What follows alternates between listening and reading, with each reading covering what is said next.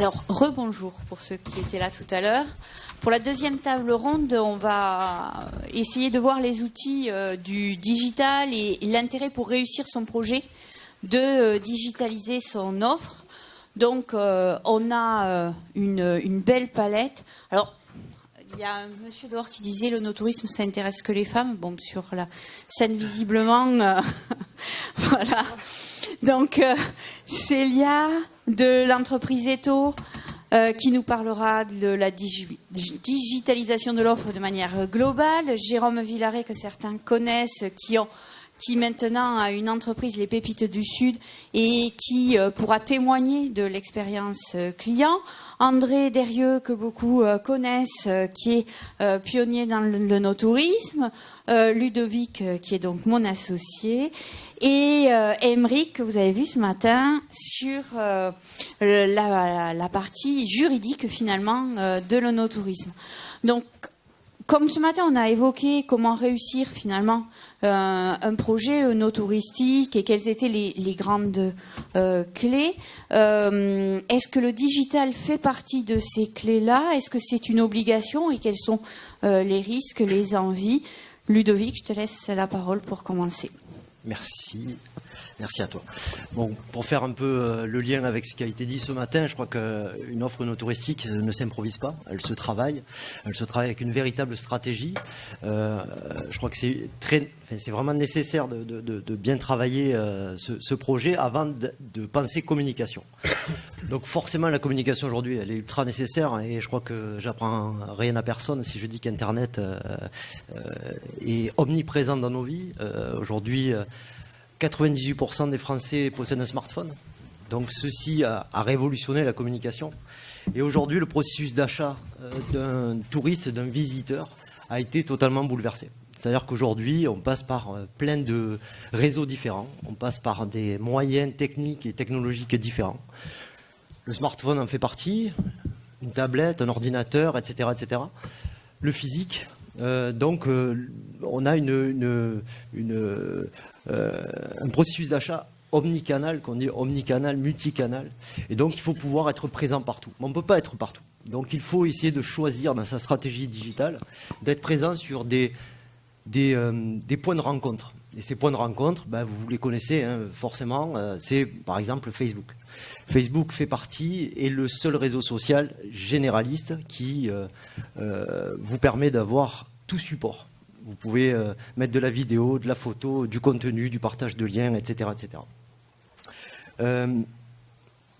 On a un autre réseau social incontournable pour moi dans le no-tourisme, c'est Instagram. Instagram, c'est le réseau social de l'esthétique. Et quoi de mieux, quoi de plus esthétique qu'un domaine viticole, qu'une rangée de vignes bien alignées. Donc il faut être présent absolument sur ces réseaux sociaux. Google My Business est aujourd'hui un incontournable. C'est la même chose. Pour être géolocalisé aujourd'hui, c'est un incontournable pour pouvoir digitaliser son offre et sa prestation de services no touristique. Une fois cela dit, ça ne vous exonère pas aujourd'hui de travailler votre contenu. Le contenu est le pilier stratégique de votre projet, de tout projet no touristique. Pour moi, ça me semble prépondérant et je constate en France qu'il y a un vrai déficit en termes de banque de données, en termes de photos, de vidéos. On ne professionnalise pas assez la photo et la vidéo, qui est un support qui touche les jeunes. J'en vois beaucoup dans la salle, donc je pense qu'ils savent de quoi je parle. Aujourd'hui, si vous souhaitez être présent et être performant en ligne, la photo et la vidéo sont les deux supports incontournables de la digitalisation de votre offre. C'est pour moi inévitable. Au-delà de ça, de ce contenu, je pense qu'il faut aussi, je crois qu'aujourd'hui on a affaire à des consommateurs experts, ils se renseignent sur tout. Ils connaissent souvent plus de choses du territoire que vous.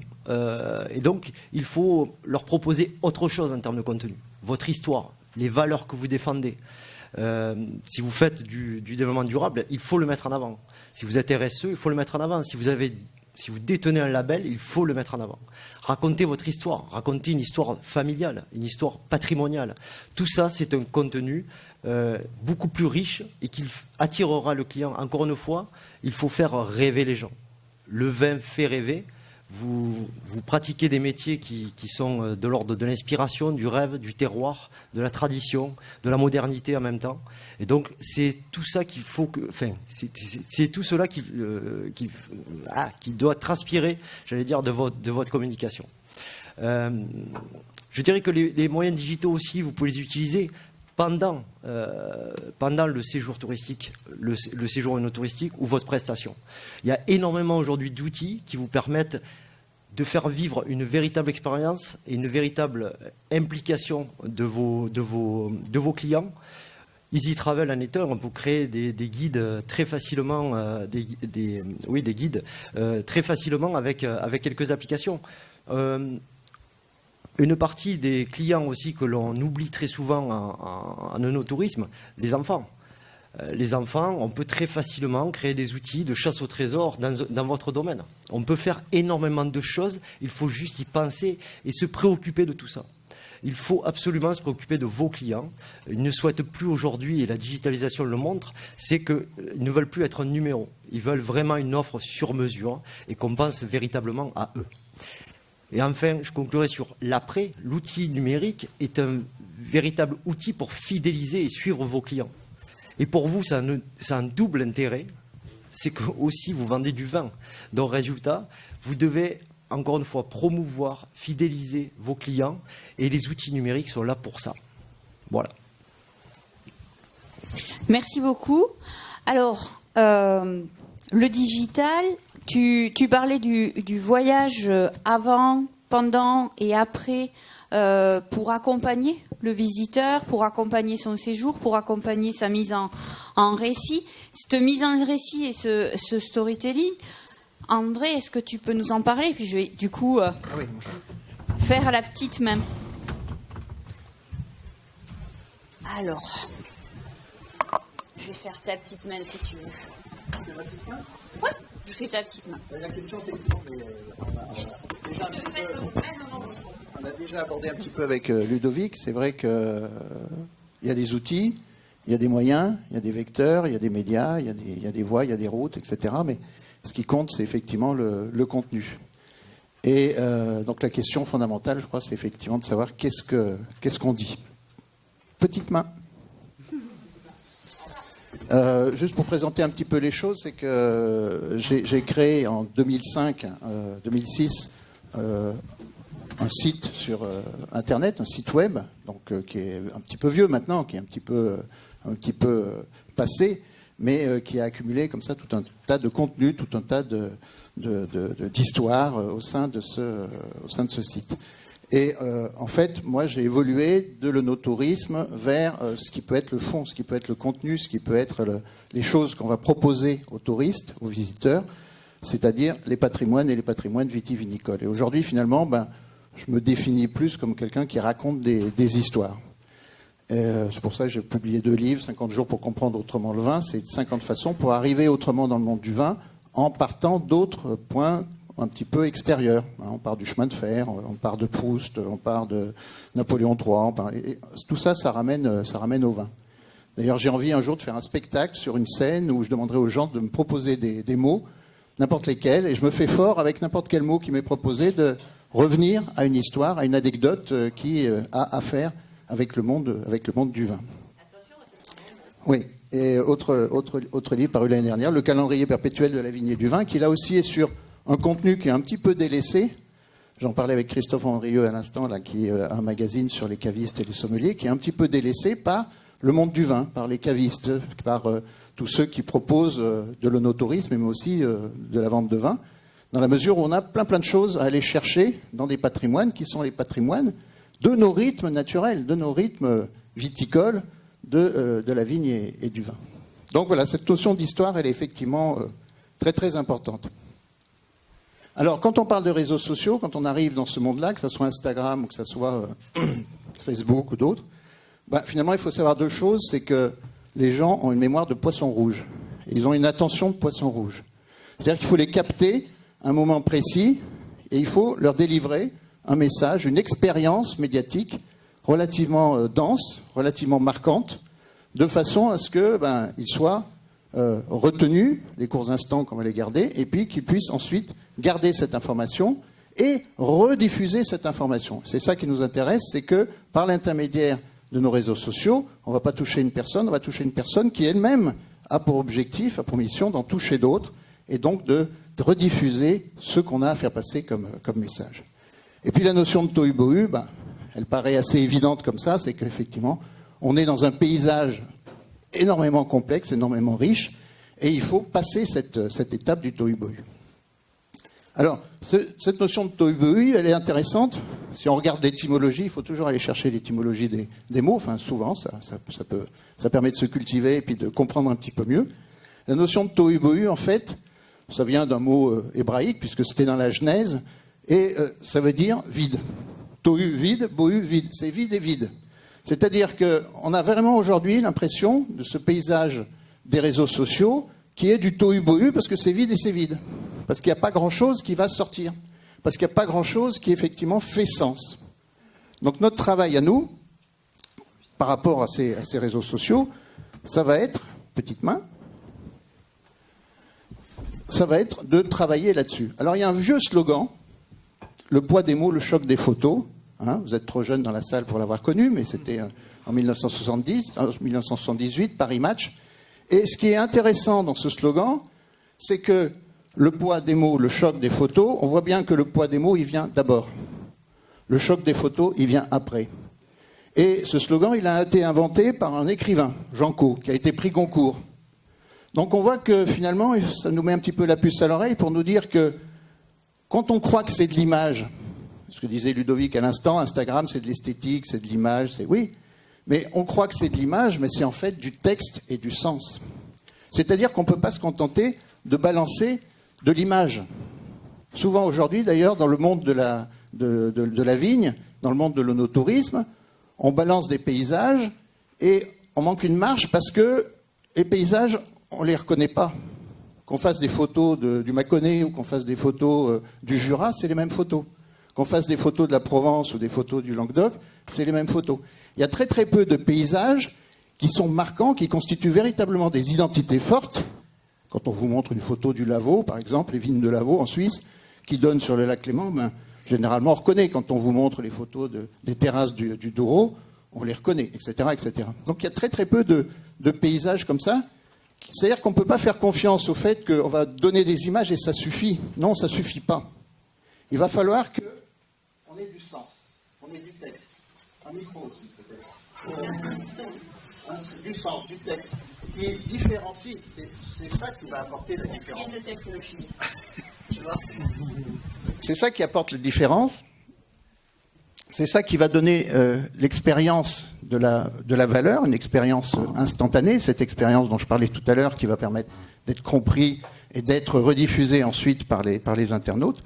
Et c'est ça qui va fonder une viralité. On veut que ça se reproduise et évidemment, on veut que cette viralité, elle soit valorisante.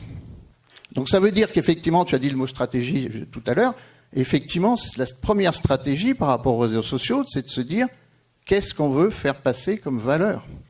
Qu'est-ce qu'on veut faire passer comme message ? Qu'est-ce qu'on veut donner aux gens comme message qu'ils sont prêts à reproduire et à rediffuser à leur tour ? Donc ça, c'est la question fondamentale. La valeur, l'objectif et le sens que l'on veut donner. Alors, je vous ai pris un exemple en dehors du monde du vin. Comme ça, il n'y a pas de jaloux. Je vous ai pris un exemple, c'est un bâton. Un bâton. On a une société qui s'appelle Enciart Bergara, une société basque, une entreprise, EPV, entreprise du patrimoine vivant, qui fabrique des maquilas. Ces maquilas sont censés, c'est un objet symbolique et traditionnel du Pays basque, sont censés être un témoin de l'histoire du Pays basque. Dès le 19e siècle, des témoignages, donc vous voyez, le patrimoine n'est pas très ancien, c'est le 19e siècle, c'est simplement un bâton qui était utilisé par les bergers du Pays basque. Et cette société fabrique des bâtons. Et c'est intéressant de voir que ce que eux, ils arrivent à faire sur les réseaux sociaux avec les bâtons, Nous, on a des masses et des masses de patrimoine à mobiliser pour faire la même chose avec nos vins, avec nos paysages, avec notre histoire. Là, vous voyez que c'est quand même pas évident de travailler sur des bâtons. Si on passe sur l'exemple, alors juste cet exemple, 5548 personnes, déjà, ça fait une petite communauté. Si on passe à l'exemple suivant, voilà, ça c'est l'exemple d'un post sur Facebook de Makila Nsier Bargara. Ces dernières semaines, nous avons bichonné et restauré ces maquilas. C'est toujours un bonheur de pouvoir retravailler sur les maquilas des générations précédentes. On a 323 vues, 37 partages. Bon, c'est pas Hollywood, Mais ce qui est important, c'est qu'on a là une photo, que cette photo, elle a un sens, elle a un objectif, et que le texte suit très précisément ce cahier des charges d'objectifs. Qu'est-ce qu'on veut faire passer? On va pas faire un quiz, mais qu'est-ce qu'on veut faire passer? Qu'est-ce que veut faire passer l'entreprise du patrimoine vivant Nsier Bargara? C'est marqué, nous avons bichonné et restauré. C'est-à-dire qu'on ne vend pas un objet qui va être jeté, on vend un objet qui va être conservé de génération en génération. Ça, c'est une grande réflexion dans le monde du luxe. C'est comment est-ce qu'on peut faire des objets qui vont se transmettre de génération en génération. C'est toujours un bonheur de pouvoir travailler. On travaille avec bonheur. On travaille sur, effectivement, notre entreprise de patrimoine, de transmission et de donner des objets qui sont des objets vraiment uniques. Voilà, c'est tout. Ça, si vous regardez, vous irez regarder sur la page Facebook, on a très très régulièrement des publications qui sont dans cet ordre-là. Donc ce que je veux dire, c'est que si on se modèle un peu sur cet exemple-là, on voit que à côté, le simple fait de mettre une bouteille, j'ai bu la bouteille de machin, elle est formidable, de mettre un paysage, le soleil brille dans notre paysage, de mettre, on a commencé la vinification, de mettre, vous voyez, il y a d'un côté du sens, d'un côté de la communication objectivée, stratégique, avec du sens, et puis de l'autre côté, il y a des photos qui sont aussi intéressantes, pour ceux les plus vieux d'entre nous, aussi intéressantes que les projections de diapositives de nos grands-pères quand ils revenaient de Palavas ou d'ailleurs. Je crois que j'ai fini en fait. Oui, simplement pour dire à propos de bâtons, on peut tous aussi bien faire autant avec nos bâtons à nous. Alors il y a des bâtons qui ont disparu. C'était les bâtons des vendangeurs qu'on retrouve dans des sculptures du Moyen-Âge, qu'on retrouve dans des gravures de l'Ancien Régime. À l'époque, vous voyez à quoi ça servait très exactement? On s'appuyait sur son bâton pour pouvoir basculer la hotte dans la cuve. Il y a une histoire, il y a des gens qui ont écrit dessus, il y a des gens qui ont fait des œuvres artistiques là-dessus. On a là un patrimoine, on a un élément qui peut être valorisé et qui peut intéresser. Je ne sais pas ce que j'ai après. Voilà, ce qu'il y a, c'est qu'effectivement, on peut travailler là-dessus. C'est un travail de fond incrémental, c'est-à-dire que au fur et à mesure du temps, on va travailler sur les patrimoines, on va sortir ces storytelling, on va faire une masse de storytelling, des histoires, le patrimoine, les traditions, la culture, etc.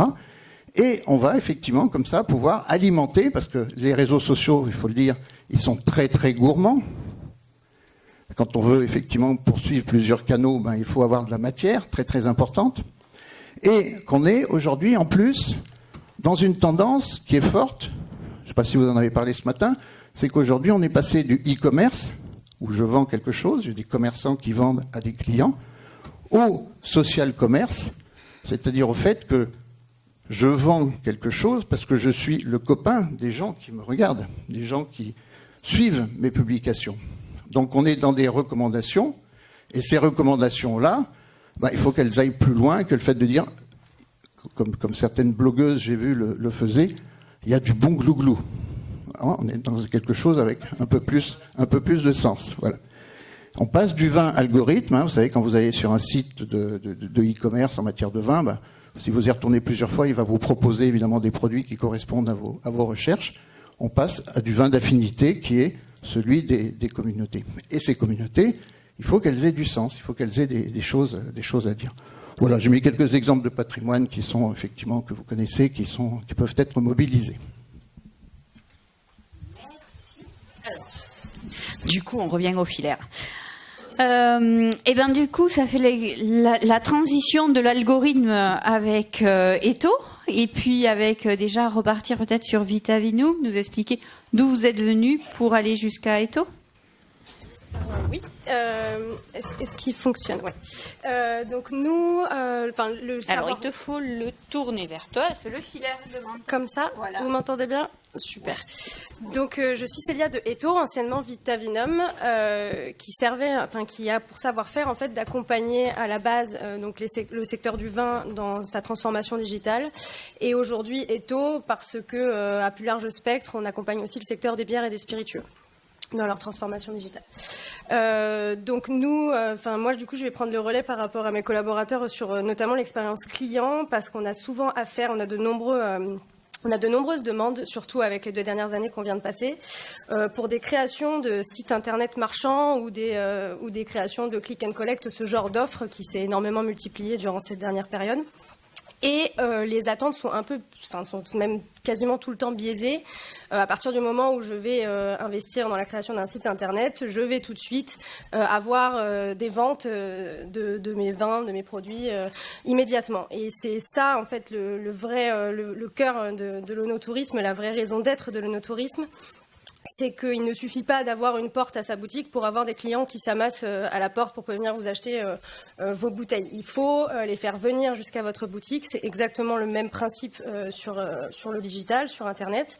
Donc en fait, là, tout l'intérêt est de leur, comme l'ont très bien dit mes collaborateurs juste avant, c'est de leur vendre cette part de rêve, vraiment de les faire voyager, comme ils l'ont très bien dit. Et donc à partir de là, le digital ne devient pas un moyen en soi, ça devient une fin en soi, justement, ça devient un moyen. Et ça devient donc un outil sur lequel vous allez vous reposer pour vendre cette part de rêve. Mais avant de partir dans ce canal du digital, du site internet, etc., il faut être sûr de ce que vous avez à offrir, des valeurs qui vous définissent et surtout qui vous différencient de votre propre concurrence. Donc c'est vraiment en ayant établi ces éléments que vous pourrez après prendre cette voie du digital et qui permet justement de venir soutenir cette communication de cette part de rêve par donc tout ce qui est réseaux sociaux, etc. Comme André l'a très bien expliqué juste avant, et également sur place, parce qu'il y a autant un aspect physique que digital dans le no-tourisme et qu'il ne faut pas oublier, parce qu'on parle de digitalisation, mais c'est toujours pour venir en renfort à cette expérience physique que va vivre votre consommateur. Et donc ce consommateur, quand il va arriver sur les lieux, aujourd'hui, il y a des développements d'outils digitaux qui sont des bornes tactiles pour lui avoir une approche pédagogique sur vos terroirs, sur vos appellations, qui sont aujourd'hui des termes très complexes à transmettre à des consommateurs peu connaisseurs de la notion. Et donc il y a le digital sert à ça, sert de support d'accompagnement et également d'immersion. Donc on a vu, on le voit aujourd'hui dans des caveaux directement de l'immersion pour pouvoir voir directement qu'est-ce qu'il se passe sur la parcelle en vidéo ou photo 360 du vin que vous êtes en train de déguster. Vous pouvez le voir en visio aussi en même temps, mais également pouvoir, pendant par exemple la période qu'on vient de connaître, faire des salons à distance, donc des dégustations à distance avec vos clients, vos consommateurs. Aujourd'hui, le digital permet de garder ce lien, de garder ce contact. L'objectif est bien toujours de garder le contact avec le consommateur. Et donc, il y a développé des plateformes virtuelles, des salons où on commandait des petites vignottes et après on se retrouvait autour d'une visioconférence pour déguster les vins et on gardait quand même cette présence humaine. Donc le consommateur, le client avait toujours affaire au vigneron pour que ce dernier puisse lui transmettre ses valeurs, comment il a fait ce produit, etc. Le digital est encore une fois ici un support, mais pas une fin en soi. Il aide à communiquer vos valeurs, mais c'est comme on le dit tout à l'heure, il faut avoir un sens et il faut avoir des valeurs à partager pour utiliser le digital. Voilà. Après, on a beaucoup d'outils aujourd'hui qui permettent ce genre d'interactivité en dehors des réseaux sociaux. Donc, on a parlé des bornes digitales qui nous permettent de nous repérer dans les caveaux. On a également les applications qui permettent de présenter exactement ces parcelles, de pouvoir rendre ces consommateurs en immersion au milieu des parcelles. On permet aussi au côté particulier de leur proposer de composer leur propre vin. en leur envoyant par exemple des V-Notes. C'est vraiment un jeu, mais là on rentre vraiment dans la construction d'une offre qui va leur donner envie de venir après chez vous, vous rencontrer en personne et de venir essayer votre propre vin, parce que bien sûr vous leur faites, ils composent à partir de vos propres cépages que vous avez cultivés, et ça leur donne envie de venir chez vous. Donc l'objectif ici, c'est vraiment de rappeler qu'on vend une expérience client dans le no-tourisme, et le digital est un outil pour mettre en avant cette expérience client, et pas, ce n'est pas du tout ce n'est pas du tout le produit que vous vendez. Voilà. Merci beaucoup. Alors, à côté de vous, justement, au bout de la chaîne, quand on arrive au consommateur, il perçoit comment la digitalisation, et est-ce que c'est un canal qui est obligé? Et est-ce qu'on peut s'en passer encore? C'est vraiment quelque chose d'intéressant, parce que donc moi je suis les Pépites du Sud, je me suis lancé il y a à peu près une année donc sur une agence, une vraie agence avec toute l'immatriculation qui va derrière, le côté administratif, etc. Et donc pas du tout digital en fait au départ. Je me suis posé la question en disant, est-ce que le digital est nécessaire? Est-ce que je vais pas démarrer comme ça, sans rien? Et en fait la réponse c'est qu'effectivement le digital était nécessaire. En fait, avec le recul en fait, je me suis rendu compte que c'était l'investissement nécessaire, obligé, numéro 1 pour commencer à exister. Et y compris quand vous alliez voir une office de tourisme en fait qui était censé présenter votre produit, en fait, il commence par dire vous avez un site internet en fait. Donc en fait, quand j'ai compris ça, je suis passé à l'étape digitale. Effectivement, c'était devenu indispensable. Donc ça, la réponse, en tout cas pour moi, c'est difficile aujourd'hui de faire sans un outil internet, et y compris quand on est un domaine, en fait, et quand on est un domaine avec des vignes, en fait, et que il y a besoin d'avoir cette présence, même pas forcément très très très importante, mais quelques visuels pour expliquer qui on est, qu'est-ce qu'on a et qu'est-ce qu'on a à offrir en fait. Une fois qu'on a fait ça, je me suis rendu compte que, en fait, faut pas oublier le basique du marketing global, en fait. Pour moi, qui est de dire, il faut que tout soit cohérent entre la vision que l'on a, que l'on va envoyer vers l'extérieur de son produit, ses produits eux-mêmes, et qui on est, ce qu'on veut faire, et son projet dans sa globalité. Si on est sur un produit haut de gamme, on peut pas avoir un site fait de 3 bouts de ficelle, en fait. Ça vaut la peine d'y mettre un peu plus de moyens, de faire par des professionnels, avec une vraie mise en valeur, un vrai travail graphique, parce que l'amateur de vin, enfin la personne qui sera de l'autre côté sur son ordinateur, il n'y a qu'une chose qu'il va voir, c'est ça en fait. Et donc c'est l'image que vous allez projeter d'abord. Et si vous vendez des produits haut de gamme, en fait, il faut être cohérent à tous les niveaux. Vous aurez peut-être un très joli caveau, mais il faut aussi que le site internet, il soit haut de gamme et qu'il soit le reflet de tout ça, en fait. Parce que finalement, l'amateur de vin, en fait, au départ, il va commencer par le site internet, et à partir du moment où il va avoir ça, en fait, il aura la vision de vous, en fait. Et des fois, c'est très difficile, une fois qu'il a une première vision, de le faire changer d'avis quand il arrive sur le domaine, en fait. Alors, quand il arrive et que c'est mieux que prévu, tant mieux. Mais la plupart du temps, en fait, il passera à autre chose parce qu'il n'aura pas trouvé ce qu'il cherchait, en fait. Donc, ça me paraît important de garder en tête les concepts du marketing classique, qui est de dire, on doit tout être cohérent. C'est quelque chose qu'on disait il y a 10 ans quand on parlait des bouteilles. Il fallait que votre bouteille soit en cohérence avec on va dire, avec le produit qu'il y avait à l'intérieur et le positionnement prix. Et en fait, pour le no-tourisme, c'est la même chose. À mon avis, il faut que le site internet soit cohérent avec les produits que vous avez proposés et les vins aussi que vous vendez derrière, en fait. Voilà. Donc ça me paraît être un élément qui est important à partir du moment où on commence à partir dans la démarche. Après, sur les réseaux sociaux, mon sentiment, c'est qu'il faut faire attention à ce qu'on communique, parce que trop de communication tue la communication. Et en particulier, les gens qui commencent à vous suivre parce qu'ils trouvent que c'est intéressant ce que vous avez à raconter, si vous commencez à en faire un peu trop, à un moment donné, ils vous délicent, en fait. Et donc, il faut doser, en fait, entre ce qu'on a envie de dire, ce qui nous paraît intéressant de dire, et ce que les gens qui vont vous lire, ils vont avoir envie d'écouter, en fait. Voilà. Et c'est pas toujours facile, je dois reconnaître, y compris dans mon ancien métier, quand j'étais au Conseil interprofessionnel des vins du Languedoc, on avait parfois du mal à doser et à pas trop en dire, en fait. Parce que quand on en dit trop, c'est comme on n'en dit plus rien. En fait, tout à l'heure, André il le disait, il y a une mémoire de poisson, mais à un moment donné, s'ils commencent à voir sortir des messages toutes les heures ou tous les jours, à un moment donné, vous allez saturer leur compte Facebook et les gens ils disent non mais c'est quoi ce truc-là, j'arrête en fait. Donc c'est important d'être présent, c'est important de pouvoir expliquer qui on est, de pouvoir présenter son offre, mais il faut pas être en permanence à sortir de nouveaux messages. Je pense qu'il y a un dosage entre ne jamais présenter ou le présenter une fois tous les 6 mois et en présenter toutes les heures en fait. Ouais. Mais c'est important, je crois, dans la réflexion, parce que les réseaux sociaux, ils vous incitent à écrire, en fait. Parce que plus vous écrivez de messages, plus Facebook vous met devant, et plus il vous propose de nouveaux amis. Et donc, vous êtes tenté, à un moment donné, de dire, je vais en faire plus. Comme ça, j'aurai plus d'amis et je serai plus visible. Mais ceux qui vous lisent déjà, en fait, pensez à eux et pensez à ce qu'ils ont envie d'entendre de votre part, en fait. Voilà. Alors, ce que je retiens, c'est la cohérence. Mais justement, la cohérence, ça fait exactement le bon lien avec Aymeric sur comment on est cohérent dans son offre globale et dans le droit. Non, franchement, là, je ne savais pas où tu allais chercher la cohérence et le lien avec le droit. Donc, Aymeric Louvet, je suis avocat, je suis avant tout conseil. Je suis spécialisé en matière de propriété intellectuelle et de réseau de distribution et je suis spécialisé en droit vitivinicole. J'interviens sur ces sujets dans le secteur vitivinicole.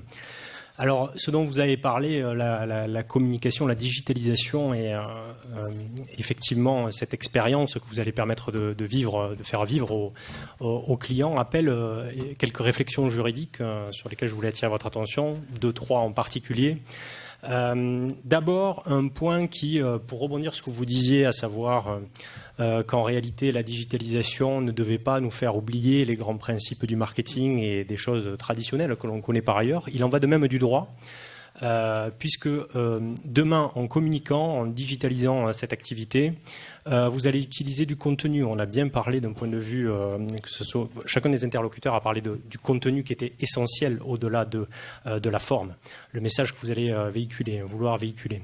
Ce contenu est protéiforme. Ce contenu, il est du texte, il est de l'image, il est de la vidéo. Et ce contenu, il est possible que vous ne soyez pas l'auteur. Vous n'en soyez pas l'auteur. Vous allez peut-être vous faire aider par des prestataires extérieurs. Vous allez peut-être récupérer des images sur Internet. Et bien là, le droit intervient. Le droit intervient et sachez qu'un sujet qui est très peu connu, et de la TPE en passant par le grand compte, le sujet de la propriété intellectuelle, de la création protégée par le droit d'auteur est très mal appréhendé par les entreprises. Je vais vous donner un exemple, vous allez vite comprendre. Je vous vends cette bouteille 5 €. J'aurais fait une bonne affaire. Ce que je vous vends pour 5 €, c'est la possibilité de boire la bouteille. Je ne vous vends pas la possibilité de reproduire le design de la bouteille et de la commercialiser en grande série. Autrement dit, ce que je vous vends, c'est un produit fini. Ce que je vous vends, c'est le travail de fabrication pour aboutir à ce produit fini. Je ne vous vends pas la création du design sur la bouteille. Si je transpose au sujet qui vous intéresse, quand une agence, un prestataire extérieur, un développeur informatique développe pour vous du code, un site internet, crée de la vidéo, crée de la charte graphique, crée du contenu écrit. Ce qu'il vous vend, c'est une prestation. Ce que vous achetez, c'est du travail. Vous n'achetez nullement les droits d'auteur. C'est un grand principe qui bouleverse tout ce que vous connaissez d'un point de vue économique. Là où vous pensez qu'en payant, vous êtes propriétaire, il n'en est rien. Le Code de la propriété intellectuelle prévoit que si vous souhaitez être titulaire des droits d'auteur afférents aux créations, c'est-à-dire être titulaire de tous les droits sur le site internet qui a été développé, être titulaire des droits d'auteur sur les vidéos qui ont été développées à votre demande et alors même que vous les avez payées, il est nécessaire qu'il y ait un contrat écrit avec des mentions obligatoires. Si ce contrat écrit avec mention obligatoire n'est pas conclu, vous n'êtes propriétaire de rien. Ça signifie en termes pratico-pratiques, et là je ne parle plus de droit, je parle de business, je parle de financier, je parle de positionnement concurrentiel, ça signifie par exemple que demain vous ne voulez plus travailler avec tel prestataire qui est à l'origine du développement du site internet, vous n'avez pas traité ce sujet, vous êtes potentiellement pieds et mains liés au prestataire avec qui vous ne voulez plus travailler. Autrement dit, faire évoluer le site internet que vous avez fait développer par l'entreprise A à l'origine avec qui vous ne travaillez plus, le faire évoluer, le faire modifier par le biais d'un tiers, ça peut être qualifié d'acte de contrefaçon. alors même que vous avez payé le site Internet. Et un site Internet, qu'il s'agisse d'un site vitrine ou d'une boutique de vente en ligne, etc., on peut parler de sommes raisonnables comme de plusieurs dizaines de milliers d'euros. Donc j'ai des sujets au cabinet où une entreprise a payé 50, 60, 70 000 euros de développement d'un site d'ensemble et qui au final n'est propriétaire de rien. Pourquoi ? Parce que l'acte n'a pas été conclu selon les formes prévues par le Code de la propriété intellectuelle. Souvent, vous pouvez voir sur les devis des prestataires qui ne sont pas de mauvaise foi, mais simplement il y a une grande méconnaissance de ce sujet de la part de l'ensemble des acteurs. Vous avez des devis au sein desquels vous allez voir le prix de ma prestation intellectuelle, tout droit cédé. Donc ça, c'est rassurant. On vous cède tous les droits pour le montant de la prestation. Bon, mais ces mentions qui sont rassurantes sont nulles et non avenues parce qu'elles ne respectent pas les mentions obligatoires dont je vous ai parlé. Il faut prévoir les droits de reproduction, d'adaptation concernés par l'acte de cession, mais aussi le périmètre des géographiques, la durée de cession des droits, etc. Toute une série de mentions obligatoires. Si elles ne sont pas prévues, la vente, la cession de la propriété intellectuelle n'est pas formalisée. Donc là, je voulais attirer votre attention sur ce point-là. Deuxième point qui me paraît quand même significatif au regard du sujet de la digitalisation, c'est qu'on est dans le secteur du vin. Ça revient, et c'est un pont avec la conférence de ce matin. Je vais essayer de ne pas être redondant pour ceux qui l'ont écouté et qui étaient là, mais en gros, potentiellement votre activité première est une activité de production, commercialisation de vin. Régie par une loi en matière de communication que vous connaissez tous, qui s'appelle la loi E20. Je ne peux pas communiquer et faire de la publicité comme je peux le faire dans les autres secteurs d'activité dans le domaine du vin. Sachez qu'il y a des dispositions spécifiques dans la loi E20 concernant la digitalisation. La communication sur Internet, sur les réseaux sociaux ou autrement dit par la loi sur les services en ligne est encadrée très strictement par la loi E20 avec des conditions. Par exemple, vous citiez l'exemple de la nécessité de mettre dans l'ensemble des consommateurs concernés potentiellement les enfants, la recherche, le trésor à chercher pour les enfants, pour les intéresser, que la famille se déplace. Sur le principe, ce n'est pas interdit, sauf que dans la loi E20, il est clairement indiqué que par définition est absolument prohibée toute communication autour du vin dès lors que la destination de la communication touche au premier chef la jeunesse. Ce qui vous oblige, selon les réseaux sociaux et les supports digitaux que vous allez retenir, à vous poser la question, qui utilise le support et le réseau ? Ça signifie que pour les tribunaux, quand on a des contentieux sur ce sujet, ce qui va intéresser le magistrat, c'est de savoir si vous avez fait ce travail amont, de savoir qui utilise ce réseau. Autrement dit, l'utilisateur a plus de 18 ans ou pas, en moyenne, statistiquement. Il n'en ira pas de même sur Facebook, où on est plutôt sur une tranche 20-35 ans, voire plus, que sur de l'Instagram, du TikTok, etc. Vous allez avoir des tranches d'âge qui vont au fur et à mesure baisser et un risque, loi E20, beaucoup plus prégnant. Sachant que tout de même, le no-tourisme vous permet, c'est ce que j'ai indiqué ce matin, d'échapper à la loi E20, puisqu'on a le législateur en 2016 qui est venu sortir du champ de la publicité toute communication image concernant des paysages, des itinéraires en lien avec une boisson sous appellation. Donc, on voit là une possibilité pour le no-tourisme de sortir du carcan de la loi E20 et d'apporter de la souplesse à la communication. Mais, attention, aucune hypocrisie. S'il s'agit de se servir de la communication pour votre projet touristique, mais qui en réalité cache maladroitement de la publicité pour vos vins, on revient dans le champ de la loi E20, et avec le risque que je viens d'indiquer. Je terminerai par un sujet juridique qui me semble essentiel. On n'en a pas parlé, mais pour moi, il me semble essentiel parce que il est peut-être embryonnaire dans le secteur viticole, mais il l'est déjà dans notre secteur, un sujet en jeu, c'est la data. Si on parle de digitalisation du secteur de l'onotourisme, derrière tout ça, il y aura de toute façon, qu'on le veuille ou non, un enjeu de données. Quand je communique, développe et utilise des outils qui visent à communiquer, promouvoir mon activité, tisser du lien avec du prospect, du client, du consommateur, voire même fidéliser ce dernier, il est probable que je m'intéresse à la donnée. La donnée, elle peut être là aussi plurielle. Ça peut être une donnée en lien avec tout simplement la satisfaction client par rapport au projet que j'ai présenté. Une fois qu'il a découvert mon univers onotouristique, est-il satisfait ou pas ? Et là, des solutions d'analyse de données et de gestion de données permettront d'arriver à ces résultats-là. Cela peut être tout simplement un outil d'utilisation de données personnelles nom, prénom, adresse mail, pour fidéliser, avoir une base de données sécurisée et à valoriser demain. Et bien évidemment, vous me voyez venir, le juridique vient s'intéresser à ces questions et vient les encadrer. Je ne peux pas collecter, vous le savez, exploiter comme bon me semble de la donnée personnelle, puisque je suis dans le champ d'application du règlement européen RGPD, et donc j'ai des solutions, du moins un encadrement juridique à respecter et des solutions à mettre en place. Voilà les 2-3 points sur lesquels je voulais vous faire part d'un retour d'expérience juridique. Merci. Donc, on l'a vu, on ne peut pas faire n'importe quoi, mais il faut faire en amont, il faut faire pendant, il faut faire après, il faut créer du contenu, il faut avoir plein d'outils. Et on finance ça comment ? Et quelles sont les aides ? Et est-ce qu'il y a, ça rentre dans un champ d'accompagnement et d'aide ?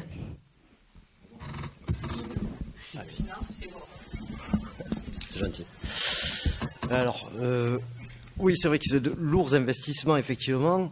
Alors, la création d'un site internet peut être, effectivement, on peut essayer d'aller chercher des subventions. Hein. Il y a des subventions sur la digitalisation, notamment la région Occitanie avait sorti une subvention sur la digitalisation de tout type de commerce et d'artisanat, y compris agricole.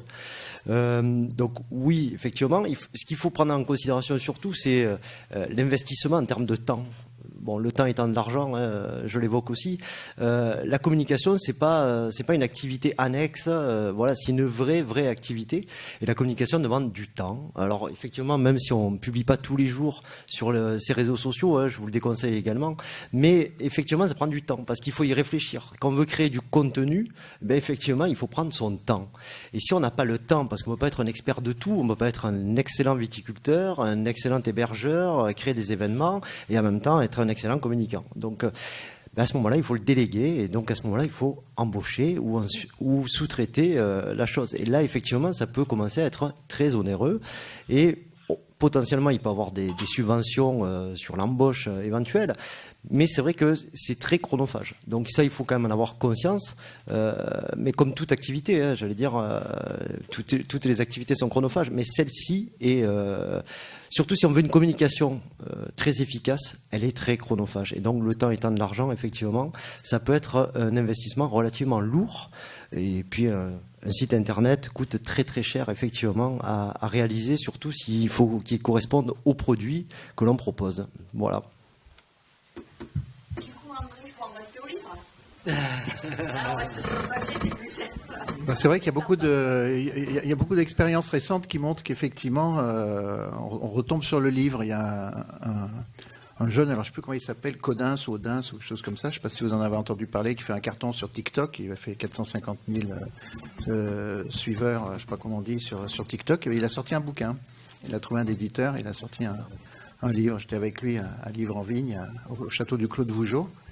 Et il reconnaissait que oui, c'était quand même un moyen de toucher une autre clientèle et de manière un peu plus pérenne.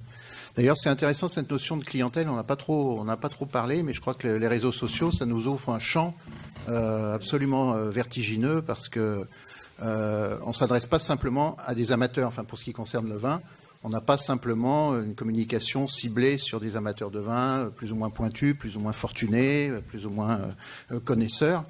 On a tout le monde. Et ça, c'est intéressant. Je m'aperçois que moi, sur Facebook, évidemment, je suis très présent sur les réseaux sociaux. Je vais voir. Je m'intéresse à des choses maintenant qui présentaient aucun intérêt pour moi. Je cite par exemple l'exemple des stations-service. Je ne sais pas si vous vous intéressez aux stations-service. Stations-service depuis la fin de la guerre, depuis les années 50, c'est un monde absolument extraordinaire en termes d'architecture, en termes de décoration, en termes de géostratégie de l'implantation de la station-service sur les voies de communication. Or, les voies de communication, ça intéresse aussi le no-tourisme, quand même. Tout est un petit peu lié. Je m'intéresse à ça. Donc si on arrive à intéresser, dans le domaine de l'onotourisme, on a le choix, on a le vin, on a les paysages, on a les patrimoines, etc.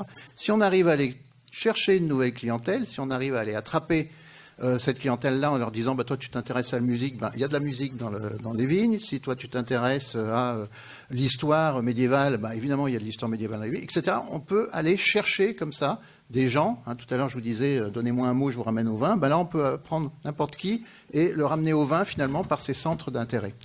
Et ça, forcément, les réseaux sociaux, avec le grand brassage de postes, de cibles, etc., qui se fait, c'est vraiment, par rapport aux livres, pour le coup, par rapport à la presse plus ou moins spécialisée, c'est un champ de conquête absolument extraordinaire. Je sais pas si j'ai répondu à la question. Je ne sais plus quelle était la question, mais... Sur les livres. Alors, sur les stations-service, il te faut lire les hyperlieux de Lusso. Parce que ce sont des hyperlieux. Mais du coup, de la station-service à la route, on arrive à la carte. Et le voyage, il commence à la cartographie. Et votre premier métier, c'est tout un... Non. Votre premier métier à Eto, c'est de rentrer dans la carte. Et on sait qu'un des accès de l'onotourisme, c'est en amont, par la cartographie, par le fait de se projeter sur un vignoble. Mais là aussi, on rentre dans un savoir-faire très particulier. Alors là, oui, vraiment, Eto, donc on a ces connaissances-là en interne auprès d'Eto, donc tout ce qui est cartographie. Donc on a développé plusieurs applications autour de la cartographie, mais l'objectif final sert justement l'onotourisme par son approche pédagogique et immersive. Donc c'est vraiment, encore une fois, tout l'objectif, c'est de transmettre ses valeurs et de transmettre son savoir-faire. Et la cartographie, et comme je disais tout à l'heure, le terroir et les appellations sont quand même des termes très complexes à expliquer avec des mots. Et on le disait aussi tout à l'heure, mémoire de poisson, il faut les attraper en 10 secondes, sinon on les perd. Donc on a trouvé cette façon d'utiliser la cartographie de manière interactive et immersive pour justement que le consommateur reparte avec non seulement les connaissances, mais en plus l'expérience client améliorée. Ce qui permet justement de venir en support, encore une fois, à des offres no touristiques via le digital et qui repartent conscients de mes appellations, de mes vins, de mes parcelles et du coup de repartir comme futur ambassadeur en fait finalement de mon appellation et de mes vins. Alors pour continuer sur la notion de produit, on sait que la digitalisation sur le vin, ça a été souvent un gros investissement pour des vignerons qui ont créé des boutiques en ligne. Ça n'a pas forcément marché. Et du coup, il y a eu un frein par rapport à l'onotourisme. Et souvent, le frein qui remonte des visiteurs, c'est que l'on ne va pas jusqu'au paiement en ligne. Or, c'est quand même une demande. Comment se positionne Pépites du Sud? Comment se fait le parcours client, en fait, pour arriver jusqu'à la venue du client? C'est vrai que c'est un sujet, ça aussi, sur lequel, quand je me suis lancé, je pensais que tout était facile. Il n'y avait qu'à ouvrir une boutique en ligne, il n'y avait qu'à proposer. Les banques proposent des kits tout prêts que vous collez sur le site. En fait, il y a qu'à payer. En fait, ou il y a même PayPal aussi qui vous propose des trucs tout prêts. En fait, et en fait, avec le recul. Ben, ça marche pas en fait, ouais. Parce que surtout Pépites du Sud où nous on va un séjour complet, donc c'est vite des sommes relativement importantes parce que un week-end complet c'est 300, 350, 400 €, donc c'est des actes engageants en fait. Mais le consommateur va pas cliquer comme ça du jour au lendemain, pour acheter 350 € de séjour, même si mon site il est beau, j'espère, même si j'essaie de le convaincre, même si sur les réseaux sociaux j'ai été son copain, etc. Et en fait, il y a un processus d'achat en fait, ouais. Et le processus d'achat, il passe par une fois que le consommateur il a vu comment c'est beau en fait, il y a un premier contact qui se passe avec l'agence en fait, où là on va revenir vers lui, on va lui expliquer qu'est-ce qu'il va faire pendant son séjour. On va aussi prendre les vrais rendez-vous parce qu'en fait nous ce qu'il y a sur notre site internet c'est des propositions de séjour, mais on fait pas en permanence le tri pour savoir si chaque vigneron est bien disponible au moment où l'amateur de vin veut venir, etc. Donc il y a tout un travail malgré tout entre le moment où la personne dit je suis intéressé par votre séjour et le moment où il a payé. On va faire ce travail d'aller téléphoner à tous nos prestataires, s'assurer qu'ils sont disponibles, s'assurer que les restaurants soient ouverts, les hôtels soient ouverts, qu'il y ait des chambres dans les chambres d'hôtes qu'on avait prévues. Donc il y a ce travail préparatoire. En fait, on établit un devis. Et à partir de là où le devis est finalisé, là par contre on va passer à comment dire, le contact est toujours intéressé, ben on passe à la facture et là on passe au paiement en fait, et là on finit sur ce qu'on disait tout à l'heure, PayPal ou Crédit Agricole ou tout ça comme ça. Mais il y a aussi une réglementation qui, je reviens aux aspects légaux en fait, qui est en France dans les agences de tourisme en fait, qui oblige l'établissement d'un premier devis en fait, qui oblige avant le paiement en fait que le consommateur il soit d'accord pour payer ça. Donc en fait, si on met de suite, vous avez qu'à cliquer dessus et payer. En fait, c'est des sites qui respectent. Il y en a sur le site internet, mais ils respectent pas la réglementation en fait. Ouais. Et je pense que c'est quand même important à un moment donné de s'assurer que la réglementation est respectée, parce que vous allez faire du commerce sans que tout va bien en fait. Mais le jour où il y aura un problème, en fait, on va revenir aux bases des règles en fait.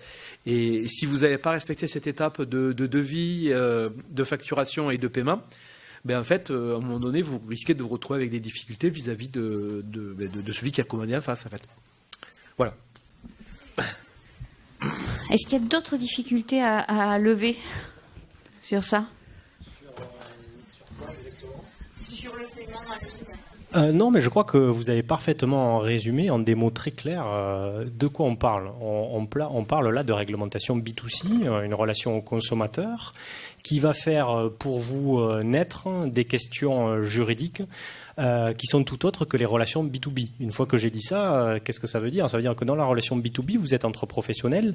Je peux organiser mes relations contractuelles et commerciales par le biais de conditions générales de vente entre professionnels, des exclusions, limitations de responsabilité, une conclusion, un consentement, comme vous l'avez justement dit, à un instant T, dès lors qu'on a un accord sur la chose et sur le prix. Or là, je suis sur du B2C, qui plus est à distance. Qui plus est à distance, et en plus pour du forfait touristique potentiellement, donc disposition légale applicable aux agences de voyage.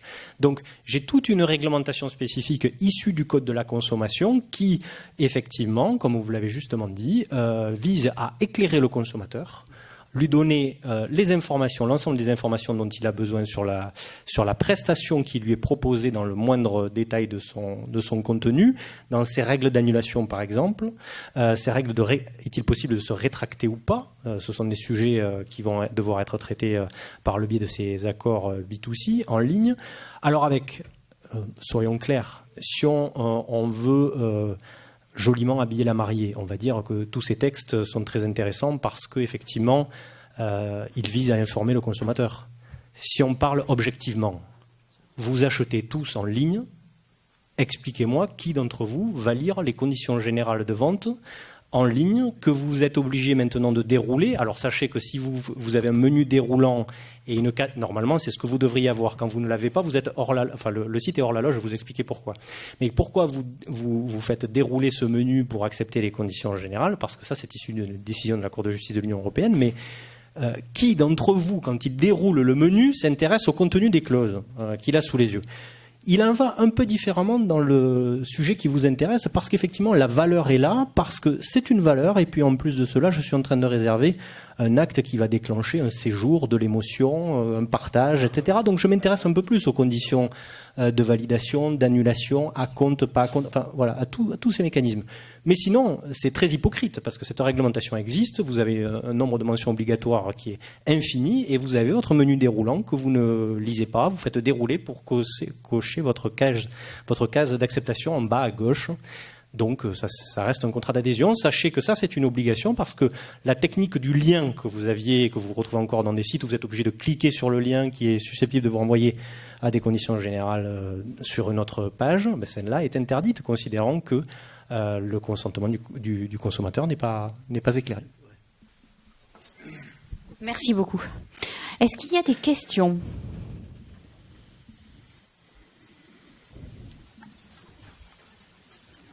Personne se lance.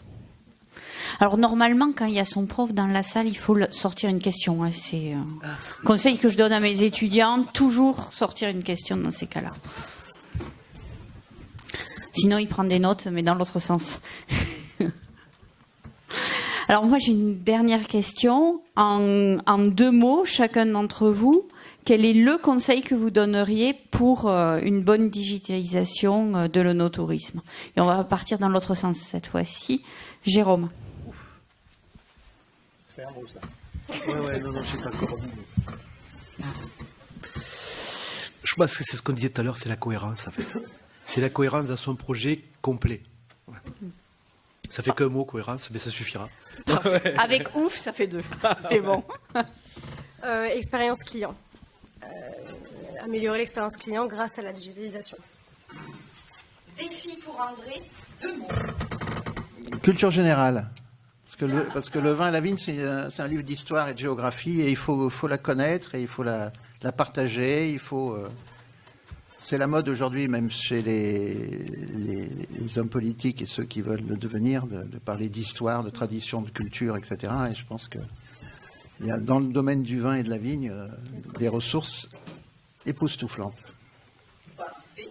Donc les 2 mots, c'est ressources époustouflantes en fait. Ça fait 4 des Je suis sûre que tu les tracerais. Moi, je dirais qu'il faut, encore une fois, ça reste du rêve. Donc, faites rêver les gens dès le site internet. Je crois que le voyage aujourd'hui commence dès la visite de votre site, quoi. Donc, faites rêver, inspirez les gens. Et voilà, je pense que ça sera une vraie réussite. Alors moi je dirais réflexion, une vraie réflexion sur le sujet. Ça s'improvise pas. Je pense que vous avez trouvé l'exemple parfait qui est le passage au site internet et à la vente par internet. On a cru que parce qu'on savait vendre des produits, il suffisait d'ouvrir un site internet, de le créer pour avoir un multicanal. Pas du tout. C'est un autre métier, c'est une autre activité. Le référencement naturel, ça ne s'improvise pas. Et on a beau être très fort dans son domaine, le virtuel en est un autre. Donc réflexion et sécurisation. Vous me direz que ce terme va bien avec le juridique, mais c'est vrai. L'objectif quand même, c'est que je pars du postulat et du principe que nombre d'entre vous ont une activité première. À savoir, ils ont un domaine viticole, ils vendent du vin. Le but du jeu, c'est pas de mettre en risque l'activité première par rapport à cette activité nouvelle qui serait traitée de façon accessoire, peu sécurisée ou pour un complément éventuel de façon non sérieuse alors que vous êtes sérieux dans votre activité première. Merci beaucoup. Vous avez des questions?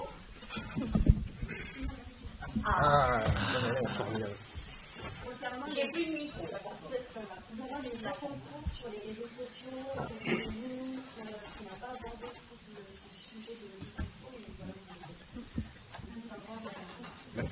Est-ce qu'on répond uniquement sur la partie juridique ou vous voulez en parler aussi sur la partie... Ça va être une réponse, je pense. Comment? Ça va être semblable, je pense. Je vous ai pas entendu, mais... Ça va être semblable, je pense, les limites. Alors, vous avez parlé, la question concerne les limites, c'est ça? Les limites. Alors, on va renvoyer, effectivement, on va faire un bref retour, ce que je vous disais tout à l'heure, sur la loi E20, qui s'applique effectivement à votre secteur, et les jeux et concours. Alors, la loi E20 vient régir premièrement les supports autorisés, quant à la communication et à la publicité. Et deuxièmement, vient régir les mentions que vous pouvez faire figurer sur vos publicités, vous le savez. Le jeu concours en tant que tel s'est posé la question de savoir s'il était autorisé au titre de la loi E20. Ça s'est tranché par la Cour de cassation. La réponse est oui. Malgré qu'il ne fasse pas partie des supports, on va considérer que le jeu concours est adossé à un support, qu'il soit support papier, support électronique. Si on s'intéresse au jeu concours sur l'aspect service en ligne, vous allez tomber exactement dans ce dont je vous parlais tout à l'heure. Donc, premièrement, interdiction totale destination jeunesse, d'où l'importance de savoir sur quoi et auprès de qui vous allez communiquer via ce jeu concours. Donc, quel réseau social, statistiquement, quelle tranche d'âge utilise ce réseau social, etc. Jeunesse, sport, donc aucun partenariat avec une association, un club, etc. en lien avec le sport, puisque ça ne fait pas bon ménage, sport et alcool. Et après, les conditions de licéité de l'opération jeu concours sont doubles, elles sont liées au service en ligne. Donc, votre communication, elle doit être... les mots utilisés par le législateur, vous savez, sont parfois en matière juridique assez complexes. Donc là, autrement dit, les conditions sont interdiction d'une promotion intrusive, elle ne doit pas être intrusive, et interstitielle. Donc, on laisse de côté juste pour que ça soit clair pour tout le monde. On oublie les pop-up, on oublie l'apparition impromptue d'une communication d'un jeu concours, alors que l'internaute dans son cheminement, il n'a rien demandé. Il n'était pas là sur votre page dédiée à votre projet de touristique, et là, poum, un pop-up, il va apparaître un jeu concours. Donc ça, c'est typiquement interdit. Et après, le jeu concours en tant que tel, notamment le lot. Le jeu concours, si vous êtes dans le champ, si vous faites attention d'être hors champ de la loi E20, vous oubliez tout ce que je viens de vous dire, puisque le jeu concours est vraiment précisément cadré sur le chemin de l'onotourisme, et vous faites en sorte de vous dégager de vos produits, alcool, le plus possible, avec une communication adaptée et pas d'hypocrisie à ce sujet. Si vous êtes à la limite, vous considérez que la loi E20 va s'appliquer, vous la prenez en compte et donc vous reprenez les conditions que je viens de vous indiquer et vous faites attention dans les questions qui sont posées à faire en sorte de ne pas magnifier un produit, magnifier l'alcool, sentiment de bien-être, etc. Et quant au lot, le lot, il faut qu'il soit connecté à l'activité dont on parle, donc pourquoi pas un week-end touristique via Pépites du Sud. Voilà. Je peux intervenir ? Ouais. Par rapport au jeu concours, en fait, on a eu des expériences, surtout dans mon ancienne vie, au niveau de l'interprofession. On a des jeux concours qui ont super marché. On avait 10 000, 15 000 réponses, etc. On s'est dit, mais génial, ouais, ça marche du feu de Dieu. Et en fait, ce qu'il faut savoir, c'est que maintenant, il y a des sites spécialisés qui diffusent vos jeux concours en fait en ligne, et il y a des professionnels, enfin des amateurs, des consommateurs professionnels des jeux concours, et ils vont faire tous les jeux concours qui passent en fait, et ils vont et ces sites spécialisés, ils sont suivis par ces professionnels du jeu concours en fait, et en fait quand vous lancez un nouveau jeu concours, vous allez avoir des réponses. C'est pas du tout des gens qui sont dans votre cible, qui sont amateurs de vin, qui vont répondre à vos demandes, qui vont être intéressés par votre produit, mais c'est juste des gens qui sont devenus des professionnels du monde du jeu concours en fait. Alors un soir, tant pis, vous avez peut-être 10 000, 15 000 réponses, mais l'acte marketing du jeu concours, des fois, il est dévoyé, parce que les gens qui ont répondu au jeu concours, c'est pas du tout votre cible, en fait. C'est pas du tout des gens qui avaient envie de participer à vos projets, en fait, ou qui auraient été intéressés par vos produits. Donc ça devient compliqué quand on monte un jeu concours de faire attention, de ne pas tomber dans ces jeux concours professionnalisés, en fait, entre guillemets. Donc ça veut dire des jeux concours où il faut peut-être aller chercher le lot à la propriété, où il faut peut-être se faire tamponner son ticket quand on passe à son caveau. Ça veut pas dire qu'on ne faut pas faire de jeux concours, mais ça veut dire que les jeux concours complètement virtualisés, en fait aujourd'hui ça veut plus rien dire en fait, et c'est plus un marché, et ça répond plus à la demande qui pourrait être la vôtre, de mettre en valeur un produit par rapport à une cible donnée en fait. Ouais. Donc il faut être assez vigilant maintenant quand on monte un jeu concours, et surtout éviter la dématérialisation complète, parce que là c'est ce qui est facile pour un site spécialisé de jeux concours. Il prend votre site internet, il prend votre URL en fait qui répond à l'adresse du jeu concours, et après il balance ça, et derrière il y a des gens qui font ça en permanence toute la journée. C'est assez dingue en fait, et ils gagnent en plus, ils gagnent des voyages, ils gagnent des produits en fait, et donc moi j'ai des amis qui font ça en fait, ça fait partie de... Ils ont que ça à faire, ils passent leur loisir à faire des jeux concours et à gagner des trucs improbables des fois. Voilà. Donc soyez prudents.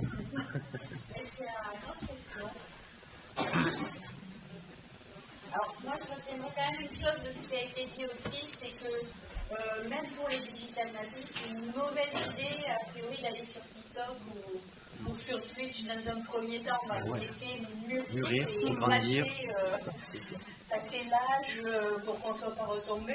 Mais par contre, il faut vraiment aller sur ce secteur-là pour pouvoir se développer. Je vous remercie pour votre petit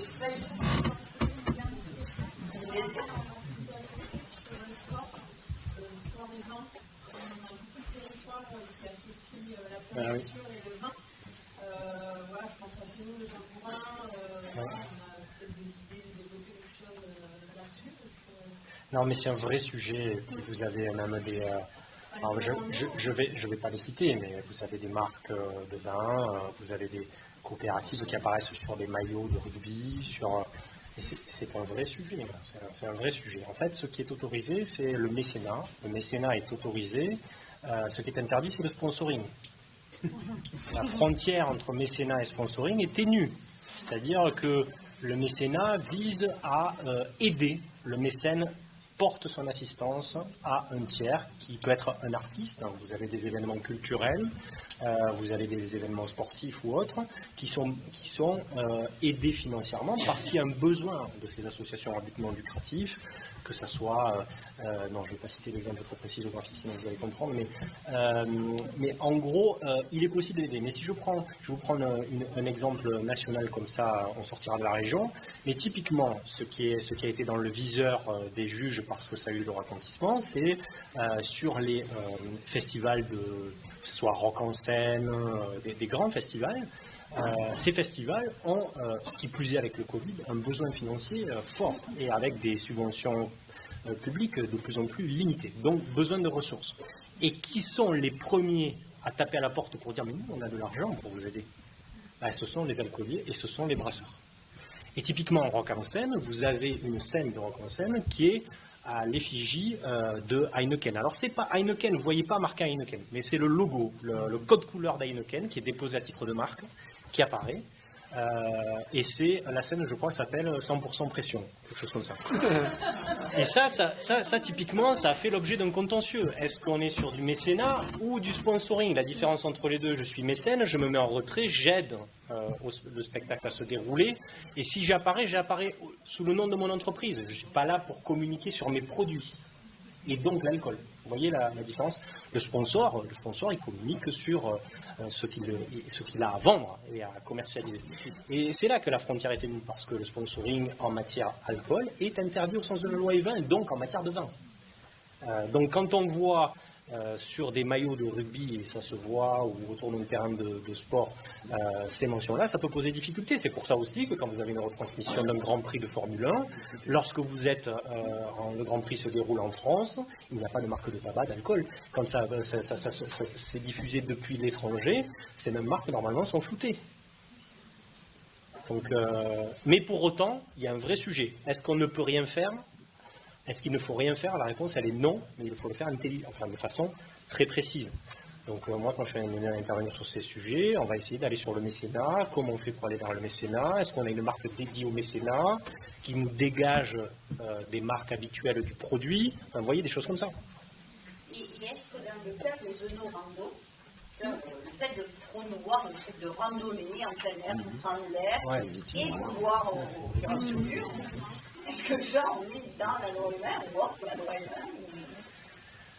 Après, le problème de la loi E20, c'est qu'on a cette loi de 2016 qui est intéressante parce qu'elle a voulu prendre à bras le corps la dérive de la loi E20, qui en fait, ce qu'il y a de fou avec la loi E20, c'est quand on la prend au sens premier du terme, et au sens premier des termes, et au sens premier des interprétations qui ont été données par les tribunaux dans un premier temps, il était impossible de faire la publicité. Impossible. Dès qu'il s'agissait de mettre en avant et en exergue le produit, il y avait publicité interdite. Or, c'est le cœur même de la publicité, de vanter les mérites d'un produit, par définition. Oui. Et donc, la loi de 2016 visait justement à dire, mais attendez, on arrive à des situations qui sont complètement hallucinantes, où du rédactionnel, Le Point, l'Express, fait 10 pages sur telle région viticole et est condamné pour publicité interdite au regard de la loi E20. Donc la loi de 2016, elle s'intéresse à ce sujet pour venir dire, mais non, quand on a du contenu, du rédactionnel, etc., c'est pas de la propagande, c'est pas de la publicité, c'est de l'information. Mais sauf que cet article, on y a ajouté le fait que, attendez, il n'y a pas que la situation des articles de presse, il y a aussi la situation de l'œnotourisme. On parle de paysages, on parle d'itinéraires, d'images en lien avec ces sujets. Et donc l'article prévoit ça. Sauf que ces dispositions qui visent à nous extraire de la loi E20 ne nous disent pas qui peut être émetteur de ces campagnes et qui peut être destinataire. Donc ça laisse tous les sujets, ça laisse sujet à interprétation. Moi, le conseil en la matière, il est, si c'est pour être totalement hypocrite et d'avoir juste un petit cache-sexe de la publicité pour le vin, autrement dit, je me sers de l'œnotourisme pour faire de la publicité pour mes bouteilles, ben ça, typiquement, je considère que pour se sécuriser, il faut prendre en compte la loi E20. Si vous faites de la communication sur de l'ONO, rando, voilà, un collectif, l'ONO, machin, et qu'on a une communication qui est collective, avec des sentiers, de la randonnée, des paysages, en lien avec des vins sous appellation comme une bibliothèque, je pense qu'on a pas mal d'arguments pour sortir du champ d'application.